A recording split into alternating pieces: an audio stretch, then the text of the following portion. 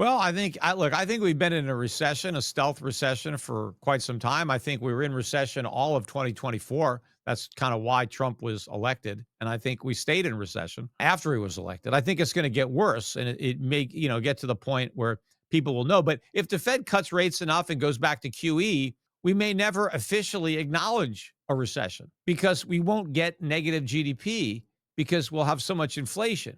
But the problem is if the economy grows by 2% and inflation is 5%, that's a 3% contraction. Now they're supposed to adjust the GDP for inflation. They have something called the GDP deflator. But the problem is the deflator is too small. It only captures a fraction of the actual inflation. And so when the government tells us, oh, yes, we adjusted this GDP growth for inflation, no, they didn't. They adjusted it for what they claim inflation is, but not what inflation actually is. So if inflation is 5% and they claim it's 3%, then they got two fake GDP points there that don't really exist. That's one of the reasons that the government likes inflation is it helps them pretend the economy is growing when in fact it may be contracting.